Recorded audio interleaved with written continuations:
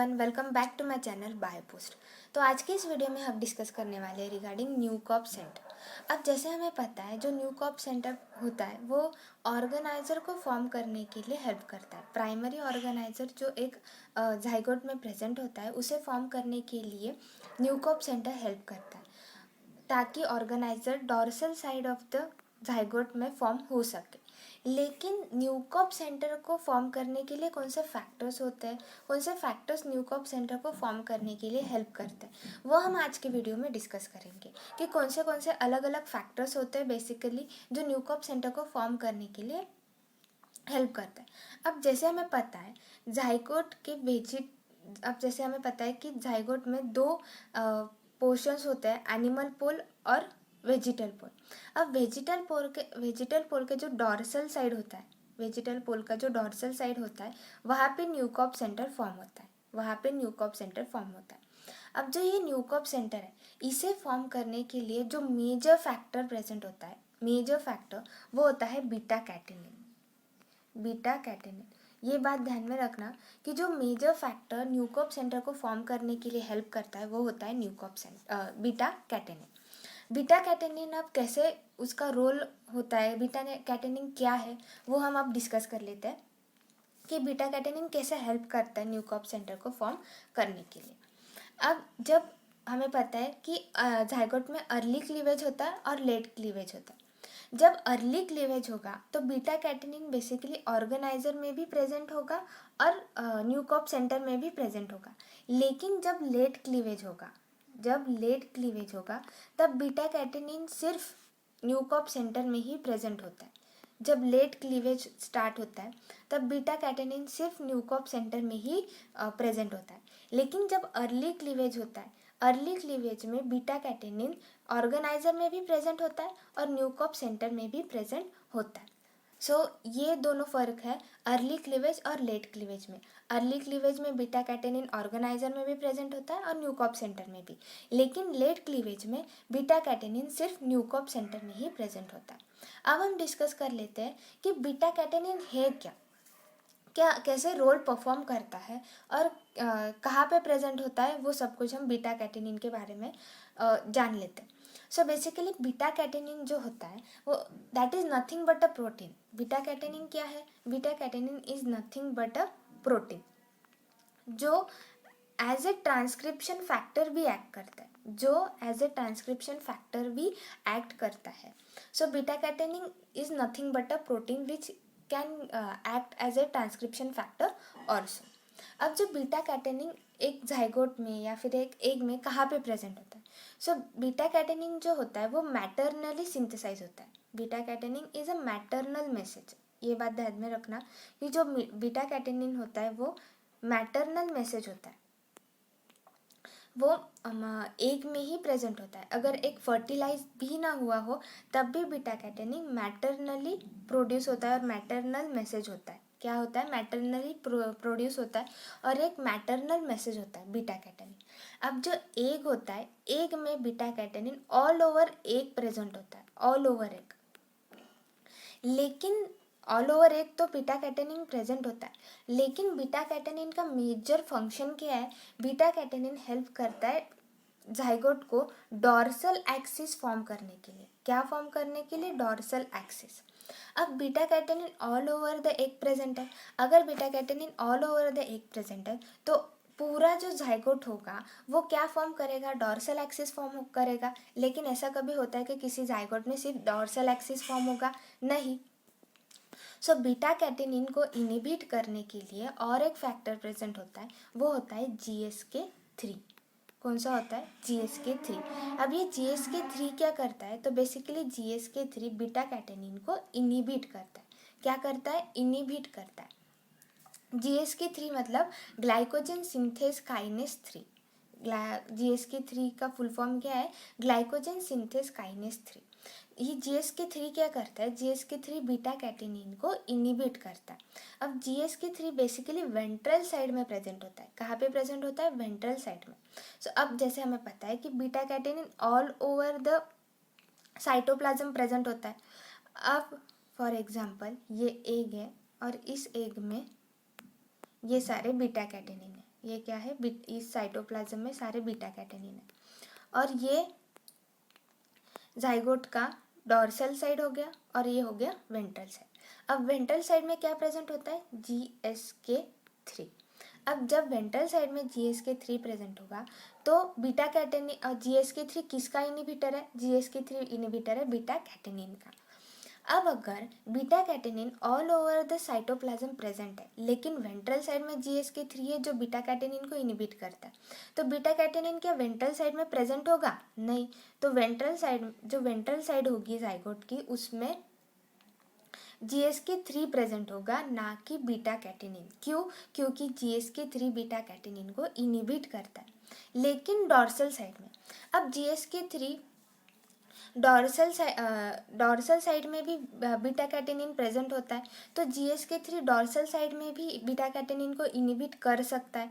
लेकिन जो GSK3 को इनिबिट करने के लिए और एक फैक्टर होता है जो डॉर्सल साइड में प्रेजेंट होता है, और इसी वजह से GSK3 बीटा कैटेनिन को डॉर्सल साइड में इनिबिट नहीं कर सकता। अब वो कौन सा फैक्टर है, वो है डी शेल। वो कौन सा फैक्टर है, वो है डी शेल। अब जो डी शेल ट्रांसक्रिप्शन जो फैक्टर है वो बेसिकली GSK3 को इनिबिट करता है, और जिसकी वजह से GSK3 बीटा कैटेनिन को इनिबिट नहीं कर सकता डॉर्सल साइड में। क्यों, क्योंकि जो डी शेल फैक्टर है वो बेसिकली डॉर्सल साइड में ही प्रेजेंट होता है। कहाँ पे प्रेजेंट होता है, डॉर्सल साइड में ही प्रेजेंट होता है। सो ये बात ध्यान में रखना। GSK3 किसे इनिबिट करता है, GSK3 इनिबिट करता है बीटा कैटेनिन में वेंट्रल साइड में। लेकिन डॉर्सल साइड में GSK3 क्यों बीटा कैटेनिन को इनिबिट नहीं कर सकता, क्योंकि डॉर्सल साइड में डी शेल नाम का एक फैक्टर प्रेजेंट होता है जो GSK3 को इनिबिट कर देता है। इसकी वजह से GSK3 बीटा कैटेनिन को डॉर्सल साइड में इनिबिट नहीं करने देता, और इस वजह से बीटा कैटेनिन हेल्प करता है जाइगोट को कि जाइगोट अपना डॉर्सल एक्सिस फॉर्म कर सके, और बीटा कैटेनिन न्यूकॉप सेंटर को भी हेल्प करता है कि वो न्यूकॉप सेंटर फॉर्म कर सके। अब ये जो डी शेल है, GSK3 है और बीटा कैटेनिन है, ये सारे तीनों फैक्टर किस सिग्नलिंग पाथवे के रिलेटेड है, तो बेसिकली वो WNT सिग्नलिंग ट्रांसडक्शन पाथवे जो होता है उसमें ये सारे फैक्टर्स इन्वॉल्व होते हैं। WNT सिग्नल ट्रांजैक्शन पाथवे जो होता है उसमें ये तीनों फैक्टर इन्वॉल्व होते हैं। सो अगर आपको WNT सिग्नल ट्रांजैक्शन पाथवे के रिलेटेड अगर वीडियो चाहिए तो मैं वो बना दूंगी आपके लिए regarding WNT signal transaction pathway की, वो क्या होता है WNT signal transaction pathway. So basically beta catenin, GSK3 और डी शेल ये तीनों WNT सिग्नल ट्रांजैक्शन पाथवे के एक फैक्टर्स है। क्या है, फैक्टर्स है WNT सिग्नलिंग ट्रांजैक्शन पाथवे के। अब हम देखेंगे कि कैसे फंक्शन करते हैं ये तीनों फैक्टर। सो जैसे जो डी शेल प्रोटीन होता है, जब एक का फर्टिलाइजेशन नहीं होता, अब फर्टिलाइजेशन मतलब क्या, जब मेल प्रोन्यूक्लियाई और फीमेल प्रोन्यूक्लियाई फ्यूज़ होते हैं एक दूसरे से जब फ्यूज़ होते हैं उसे हम क्या कहते हैं, फर्टिलाइजेशन। लेकिन जब फर्टिलाइजेशन नहीं होता एग में, तब डी शेल प्रोटीन कहाँ पे प्रेजेंट होता है, तो डी शेल प्रोटीन प्रेजेंट होता है वेजिटल पोर्शन में। कहाँ पे प्रेजेंट होता है, वेजिटल पोर्शन में। ये हो गया एनिमल पोल और ये हो गया वेजिटल पोल। तो डी शेल प्रोटीन, जब ये बात ध्यान में रखना कि जब एग का फर्टिलाइजेशन नहीं होता तब डी शेल प्रोटीन कहाँ पे प्रेजेंट होता है, तब वो प्रेजेंट होता है वेजिटल पोल में। लेकिन जब एग का फर्टिलाइजेशन हो गया, अब एग का फर्टिलाइजेशन होने के बाद जब जो कॉर्टिकल रोटेशन होगा, आप यहाँ देख सकते हो, जब कॉर्टिकल रोटेशन होगा तब क्या होगा, ये जो डी शेल प्रोटीन है ये वेजिटल पोल से डॉर्सल एक्सिस के तरफ मूव होगा। कब, जब कॉर्टिकल रोटेशन होगा तब ये जो डी शेल प्रोटीन जो वेजिटल पोल में प्रेजेंट था वो अब कहाँ चला गया, वो चला गया डॉर्सल एक्सिस में। अब आप पूछोगे कि वेंट्रल एक्सिस और डॉर्सल एक्सिस हम कैसे डिसाइड करें कि जाइगोट की कौन सी साइड वेंट्रल एक्सिस है और जाइगोट की कौन सा जो पार्ट होगा वो डॉर्सल एक्सिस होगा। तो ये बेसिकली डिसाइड होता है स्पर्म की एंट्री पर। अब जैसे आप यहाँ पे देख सकते हो, एग में जब ये स्पर्म एंटर होगा, जब ये स्पर्म एंटर होगा तो यहाँ इस रीजन में एंटर होगा, तो ये रीजन क्या हो गया, ये रीजन हो गया वेंट्रल एक्सिस, और इसका जो अपोजिट रीजन होगा वो क्या हो गया, डॉर्सल एक्सिस। अब आपको समझ में आ गया कि स्पर्म जब एग में स्पर्म एंटर होता है, जब एंटर होता है तो जो रीजन, जिस रीजन में स्पर्म एंटर हो रहा है उस रीजन को हम क्या कहते हैं, वो रीजन क्या बनाएगा, वो रीजन बनाएगा वेंट्रल एक्सिस, और जो उसका अपोजिट रीजन होगा वो क्या बनाएगा, वो बनाएगा डॉर्सल एक्सिस। तो इस तरह वेंट्रल और डॉर्सल एक्सिस का फॉर्मेशन होता है। अब हमने देख लिया कि कॉर्टिकल रोटेशन में क्या होता है। तो बेसिकली कॉर्टिकल रोटेशन में जो डी शेल प्रोटीन वेजिटल पोल में प्रेजेंट होता है वो कहाँ पे जाके कहाँ जाएगा, वो जाएगा डॉर्सल एक्सिस में। अब जैसे हमने देखा कि जो बीटा कैटेनिन होता है वो beta catenin all over the cytoplasm present होता है, जाइगोट के पूरे साइटोप्लाज्म में प्रेजेंट होता है। लेकिन जो GSK3 होता है, GSK3 वो बेसिकली बीटा कैटेनिन को वेंट्रल साइड जो होती है, ventral axis of the zygote, उसमें इनिबिट करता है। इसी वजह से वेंट्रल एक्सिस में बीटा कैटेनिन डिग्रेड हो जाता है। क्यों? क्योंकि जो GSK3 होता है वो बीटा कैटेनिन को क्या करता है, इनिबिट करता है। लेकिन अब GSK3 डॉर्सल साइड में बीटा कैटेनिन को डिग्रेड क्यों नहीं कर सकता? क्योंकि डॉर्सल साइड में क्या प्रेजेंट होता है, वहाँ पे प्रेजेंट होता है डी शेल प्रोटीन। क्या प्रेजेंट होता है, डी शेल प्रोटीन। अब ये डी शेल प्रोटीन क्या करता है, डी शेल प्रोटीन GSK3 को इनिबिट करता है, और इसी वजह से GSK3 बीटा कैटेनिन को इनिबिट कर नहीं सकता, और इसी वजह से डॉर्सल एक्सिस में बीटा कैटेनिन स्टेबल होता है, डिग्रेड नहीं होता। डॉर्सल एक्सिस में बीटा कैटेनिन स्टेबल हो जाता है, और इसी वजह से जो डॉर्सल एक्सिस होता है, उन डॉर्सल एक्सिस के जो सेल्स होते हैं, उनके सेल्स होते हैं उनमें बीटा कैटेनिन की जो बीटा कैटेनिन का जो नंबर होता है उसमें बीटा कैटेनिन ज़्यादा प्रेजेंट है, किसमें, डॉर्सल एक्सिस में। सो बीटा कैटेनिन का मेन फंक्शन क्या है, तो बीटा कैटेनिन डॉर्सल एक्सिस को फॉर्म करने में हेल्प करता है और न्यूकॉर्प सेंटर को भी फॉर्म करने के लिए हेल्प करता है। अब जैसे हमने देखा कि बीटा कैटेनिन जो होता है वो क्या है, तो बीटा कैटेनिन बेसिकली एक प्रोटीन है जो एज अ ट्रांसक्रिप्शन फैक्टर भी एक्ट करता है। जब बीटा कैटेनिन दूसरे ट्रांसक्रिप्शन फैक्टर के साथ भी अगर एक कॉम्प्लेक्स बनाता है, जैसे कि TCF3 ट्रांसक्रिप्शन फैक्टर हो गया, तो बीटा कैटेनिन क्या करता है, ऐसे ट्रांसक्रिप्शन फैक्टर के साथ एक कॉम्प्लेक्स बनाता है और नई प्रॉपर्टीज़ इन्वॉल्व करता है जाइगोट में। अब जैसे कि फॉर एग्जांपल बीटा कैटेनिन कहाँ पे स्टेबल होता है, तो बेसिकली डॉर्सल एक्सिस में बीटा कैटेनिन स्टेबल होता है। अब बीटा कैटेनिन क्या करता है, डिफरेंट ट्रांसक्रिप्शन फैक्टर्स को फैक्टर के साथ एक कॉम्प्लेक्स फॉर्म करता है। जैसे कि अगर बीटा कैटेनिन TCF3 करके एक ट्रांसक्रिप्शन फैक्टर होता है। अब बीटा कैटेनिन जब TCF3 को बाइंड करेगा और एक कॉम्प्लेक्स बनाता है, क्या बनाता है, एक कॉम्प्लेक्स बनाता है। अब ये कॉम्प्लेक्स बनाने के बाद वो क्या करते हैं, अलग अलग जीन्स को एक्टिवेट करते हैं। क्या करते हैं, अलग अलग जीन्स को एक्टिवेट करते हैं। अब यहाँ पे जैसे आप देख सकते हैं, ये बीटा जो ऑरेंज बॉल्स है यहाँ पे, वो क्या है, वो है बीटा कैटेनिन के प्रोटीन्स। और जो आप ये यहाँ पे ग्रीन कलर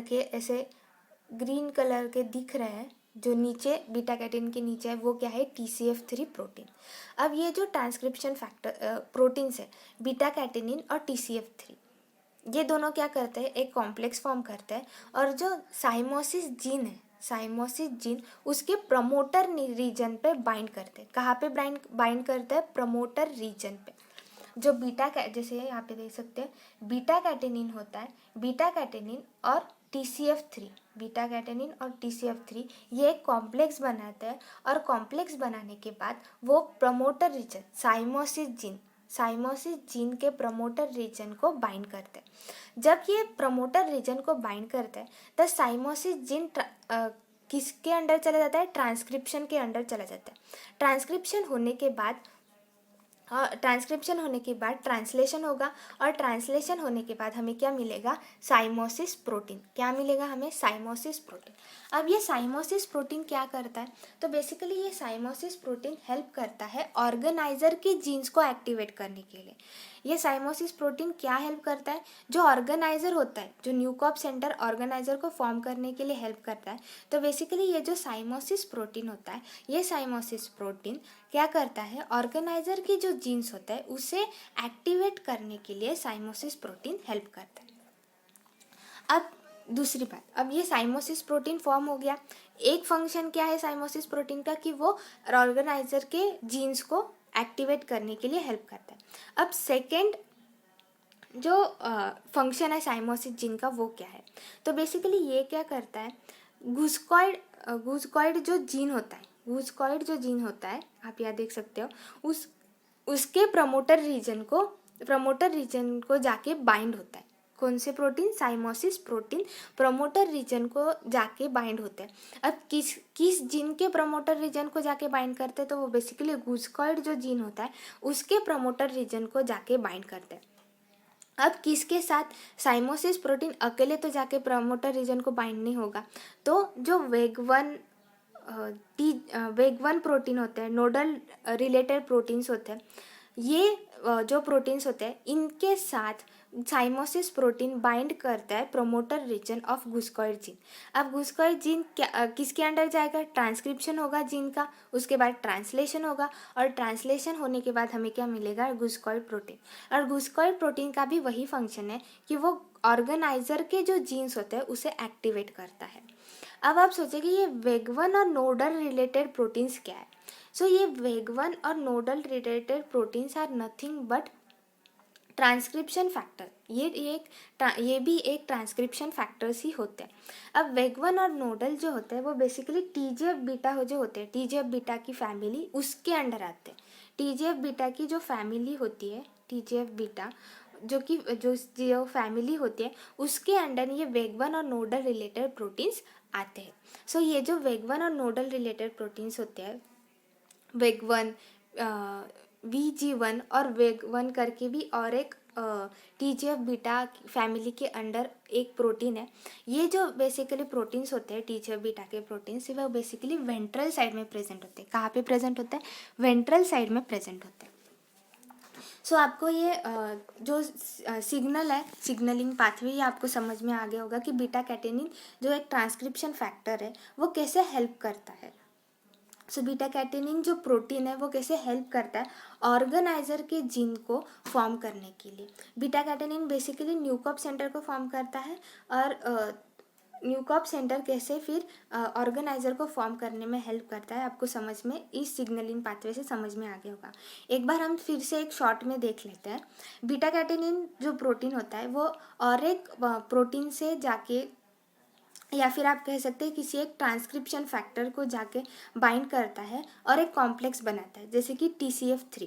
अब TCF3 को बाइंड करके बीटा कैटेनिन क्या करता है, एक कॉम्प्लेक्स बनाता है, बीटा कैटेनिन TCF3 कॉम्प्लेक्स, जो साइमोसिस जीन के प्रमोटर रीजन को बाइंड करता है। अब साइमोसिस जीन के प्रमोटर रीजन को बाइंड करने के बाद साइमोसिस जीन क्या बनाता है, साइमोसिस प्रोटीन, और साइमोसिस प्रोटीन क्या करता है, ऑर्गेनाइजर की जीन्स को एक्टिवेट करता है। Along with that siamois protein TGF beta के जो प्रोटीन्स होते हैं, टीजीएफ बीटा फैमिली के जो प्रोटीन्स होते हैं उनके साथ एक कॉम्प्लेक्स बनाता है, और वो कॉम्प्लेक्स वो कहाँ पे जाके बाइंड करता है, गुस्कॉइड जीन के प्रमोटर रीजन को। और गुस्कॉइड जीन के प्रमोटर रीजन को बाइंड करने के बाद गुस्कॉइड जीन क्या बनाता है, गुस्कॉइड प्रोटीन, और ये प्रोटीन क्या करता है, ऑर्गेनाइजर के जो जीन्स होते हैं उसे एक्टिवेट करता है। ये कहाँ पे प्रेजेंट, ये सिग्नलिंग पाथवे कहाँ पे प्रेजेंट होगा, डॉर्सल एक्सिस में। कहाँ पे प्रेजेंट होगा, डॉर्सल एक्सिस में। क्यों, क्योंकि बीटा कैटेनिन डॉर्सल एक्सिस में ही स्टेबल होता है। लेकिन अगर अब जैसे हमें पता है कि वेंट्रल एक्सिस में बीटा कैटेनिन प्रेजेंट नहीं होता, अब तब वहाँ पे TCF3 जो प्रोटीन होता है वो all over the zygote, all over the cytoplasm present होता है। लेकिन बीटा कैटेनिन वेंट्रल साइड में प्रेजेंट होता है क्या, नहीं। तो बीटा कैटेनिन और TCF3 का कॉम्प्लेक्स फॉर्म होगा क्या, नहीं। अब अगर TCF3 साइमोसिस जीन के प्रमोटर रीजन को फॉर्म भी हो जाएगा तब भी साइमोसिस जीन अपने जो ट्रांसक्रिप्शन होगा, ट्रांसलेशन होगा, वो कर सकेगा क्या? नहीं। क्यों? क्योंकि बीटा कैटेनिन प्रेजेंट ही नहीं है। तो बीटा कैटेनिन अगर प्रेजेंट नहीं होगा तो प्रोमोटर एक्टिवेट नहीं होगा। अगर प्रोमोटर एक्टिवेट नहीं होगा तो साइमोसिस जीन ट्रांसक्रिप्शन ट्रांसलेशन परफॉर्म कर ही नहीं पाएगी और अपने प्रोटीन्स फॉर्म ही नहीं कर पाएगी। इसीलिए बीटा कैटेनिन का होना बहुत ज़रूरी है ताकि ये पूरा सिग्नलिंग पाथवे परफॉर्म हो सके। सो आई होप आपको समझ में आ गया होगा ये सिग्नलिंग पाथवे। अब हम देखेंगे कि जो बीटा कैटेनिन जो होता है, बीटा कैटेनिन वो बेसिकली कहाँ पे प्रेजेंट होता है? डॉर्सल एक्सिस में। और ये वेक्टी और वेगवन जो होता है, वेक्टी वेगवन जो होता है वो कहाँ पे प्रेजेंट होता है? वेंट्रल एक्सिस में। कहाँ पे प्रेजेंट होता है? वेंट्रल एक्सिस में। अब ये वेक्टी वेगवन जो होता है वो क्या है? TGF बीटा फैमिली के प्रोटीन्स होते हैं। ये वेक्टी और वेगवन क्या है? तो ये बेसिकली TGF बीटा फैमिली के प्रोटीन्स है जो वेंट्रल साइड में प्रेजेंट होते हैं। और बीटा कैटेनिन क्या कहाँ पे प्रेजेंट होता है? डॉर्सल एक्सिस में। अब जब ये दोनों प्रोटीन्स एक कॉम्प्लेक्स बनाएंगे, जब ये दोनों प्रोटीन्स एक साथ आके जब एक कॉम्प्लेक्स बनाएंगे तब ये नोडल रिलेटेड प्रोटीन्स को एक्टिवेट करेंगे। किसे एक्टिवेट करेंगे? नोडल रिलेटेड प्रोटीन्स, जो कि है ZNR। नोडल रिलेटेड जो प्रोटीन्स होते हैं जैसे कि ZNR1, ZNR1, 2, 4, ये क्या हो गए? 1, 2, 4 ZNR प्रोटीन्स के टाइप हो गए। नोडल रिलेटेड जो प्रोटीन्स होते हैं उनके टाइप्स होते हैं ZNR1, 2, 4। अब ये जो नोडल रिलेटेड प्रोटीन्स है जैसे कि ZNR1, 2, 4, ये क्या करते हैं? ये अलोंग द जाइगोट एक ग्रेडियंट बनाते हैं। क्या बनाते हैं? एक ग्रेडियंट बनाते हैं along the zygote. From ventral axis to dorsal axis वो एक ग्रेडियंट बनाते हैं। जैसे कि जब बीटा कैटेनिन जो डॉर्सल एक्सिस में प्रेजेंट होता है, वेक्टी और वेगवन जो वेंट्रल एक्सिस में प्रेजेंट होता है, जब ये दोनों एक कॉम्प्लेक्स बनाते हैं और एक्टिवेट करते हैं किसे? Nodal related protein. अब ये नोडल रिलेटेड प्रोटीन जैसे कि ZNR1, 2, 4 इन्हें एक्टिवेट करते हैं और ये ZNR क्या करता है? ZNR अलोंग द जाइगोट एक ग्रेडियंट बनाता है। डॉर्सल एक्सिस में नोडल रिलेटेड प्रोटीन्स की जो कॉन्सेंट्रेशन होती है वो कैसी होती है? हाई होती है। डॉर्सल एक्सिस में नोडल रिलेटेड प्रोटीन्स की जो कॉन्सेंट्रेशन होता है वो कैसा होता है? बहुत ज़्यादा होता है। इसकी वजह से वो क्या बनाते हैं? वो बनाते हैं ऑर्गेनाइजर। क्या बनाता है? ऑर्गेनाइजर। अगर नोडल रिलेटेड प्रोटीन्स का अगर कॉन्सेंट्रेशन हाई होगा तो वो क्या बनाएगा? Dorsal mesoderm. डॉर्सल मेसोडर्म जैसे कि ऑर्गेनाइजर। डॉर्सल मेसोडर्म बनाएंगे जैसे कि ऑर्गेनाइजर। लेकिन अगर नोडल रिलेटेड प्रोटीन्स का अगर कॉन्सेंट्रेशन बहुत कम रहा, नोडल रिलेटेड प्रोटीन्स का अगर कॉन्सेंट्रेशन बहुत कम रहा, तब वहाँ पे क्या बनेगा? वहाँ पे बनेगा वेंट्रल मेसोडर्म। क्या बनेगा? Ventral mesoderm. अगर VegT Vg1 along with beta catenin present होगा, आप यहाँ देख सकते हो VegT Vg1 along with beta catenin अगर प्रेजेंट होगा तब नोडल रिलेटेड प्रोटीन्स का कॉन्सेंट्रेशन कैसा होगा? सबसे हाई होगा। और ये कहाँ पे होता है? ये होता है डॉर्सल एक्सिस में। क्यों? क्योंकि बीटा कैटेनिन स्टेबल कहाँ पे होता है? डॉर्सल एक्सिस में ही स्टेबल होता है। अब नोडल रिलेटेड प्रोटीन्स का कॉन्सेंट्रेशन कहाँ पे हाई होगा? डॉर्सल एक्सिस में। और इसी वजह से नोडल रिलेटेड प्रोटीन्स का अगर कॉन्सेंट्रेशन हाई होगा वहाँ पे क्या बनेगा? डॉर्सल मेसोडर्म जैसे कि ऑर्गेनाइजर। लेकिन वेंट्रल एक्सिस में वेक्टी वेगवन ही प्रेजेंट होता है। वेंट्रल एक्सिस में बीटा कैटेनिन प्रेजेंट नहीं होता। इसलिए वेगवन वेक्टी नोडल रिलेटेड प्रोटीन्स का जो कॉन्सेंट्रेशन होता है वहाँ पे कैसा होता है? वेंट्रल एक्सिस में बहुत ही ज़्यादा कम होता है। और इसी वजह से वेंट्रल एक्सिस में क्या फॉर्म होगा? Ventral mesoderm. वेंट्रल मेसोडर्म कब फॉर्म होता है? जब नोडल रिलेटेड प्रोटीन्स का कॉन्सेंट्रेशन बहुत कम होता है। सो आई होप आपको समझ में आ गया होगा कि कैसे beta catenin along with other transcription factors का यूज़ करके डॉर्सल मेसोडर्म ऑर्गेनाइजर को फॉर्म करने के लिए हेल्प करता है, वेंट्रल मेसोडर्म को फॉर्म करने के लिए हेल्प करता है। सो आई होप आपको समझ में आ गया होगा। अब एक बार हम शॉर्ट में डिस्कस कर लेते हैं। जब बीटा कैटेनिन, जैसे हमें पता है कि बीटा कैटेनिन डॉर्सल एक्सिस में प्रेजेंट होता है, लेकिन जब बीटा कैटेनिन वेक्टी और वेगवन के साथ एक कॉम्प्लेक्स फॉर्म करता है, वेक्टी वेगवन कहाँ पे प्रेजेंट होता है? वेंट्रल एक्सिस में। लेकिन जब बीटा कैटेनिन अलॉन्ग विथ वेक्टी और वेगवन कॉम्प्लेक्स फॉर्म करता है तब एक नोडल रिलेटेड प्रोटीन्स का ग्रेडियंट फॉर्म होता है along the zygote from ventral axis to dorsal axis. लेकिन डॉर्सल एक्सिस में जो नोडल रिलेटेड प्रोटीन्स है उनका कॉन्सेंट्रेशन कैसा होता है, हाई होता है, और हाई होने की वजह से डॉर्सल एक्सिस में क्या फॉर्म होगा, डॉर्सल मेसोडर्म, जैसे कि ऑर्गेनाइजर। लेकिन वेग टी और वेग वन जो वेंट्रल एक्सिस में प्रेजेंट होता है, वेंट्रल एक्सिस में अगर बीटा कैटेनिन प्रेजेंट होता ही नहीं है वेंट्रल एक्सिस में, तो वेग टी वेग वन अकेले ही नोडल रिलेटेड प्रोटीन्स को एक्टिवेट करता है। लेकिन वेंट्रल एक्सिस में नोडल रिलेटेड प्रोटीन्स का कॉन्सेंट्रेशन कैसा होता है, बहुत ही कम होता है, एकदम बहुत ही कम होता है, और इसकी वजह से वेंट्रल एक्सिस में क्या फॉर्म होता है, वेंट्रल मेसोडर्म। अब वेंट्रल मेसोडर्म कब फॉर्म होगा, जब नोडल रिलेटेड प्रोटीन्स का कॉन्सेंट्रेशन बहुत कम होगा। सो आई होप आपको समझ में आ गया होगा कि डॉर्सल मेसोडर्म कैसे फॉर्म होता है, वेंट्रल मेसोडर्म कैसे फॉर्म होता है, कौन से अलग अलग फैक्टर्स होता है जो मेसोडर्म फॉर्म करने के लिए हेल्प करते हैं। उसके बाद ऑर्गेनाइजर के जीन्स कैसे एक्टिवेट होते हैं with the help of beta catenin, siamois gene और गुस्कॉइड जीन, इनके वजह से कैसे ऑर्गेनाइजर के जीन्स एक्टिवेट होता है। उसके बाद बीटा कैटेनिन को कौन इनिबिट करता है, और जो GSK3 होते हैं उसे कौन इनिबिट करता है, वो भी हमने देख लिया। बीटा कैटेनिन के इंट्रोडक्शन हमने देख लिया कि बीटा कैटेनिन क्या होता है। उसके बाद हमने देखा न्यूकॉप सेंटर अब कैसे फॉर्म होता है, कौन से फैक्टर होता है, जो मेन फैक्टर होता है वो होता है beta catenin. So this was all about Nieuwkoop center. इसके बाद हम देखेंगे फंक्शन ऑफ ऑर्गेनाइजर, कि ऑर्गेनाइजर क्या अलग अलग फंक्शन परफॉर्म करते हैं, और ऑर्गेनाइजर के अब हमने देखा कि ऑर्गेनाइजर के जो जीन्स होते हैं उसे एक्टिवेट करने के लिए न्यूकॉप सेंटर में 2 जीन्स होते हैं, एक होता है साइमोसिस और दूसरा होता है गुस्कॉइड।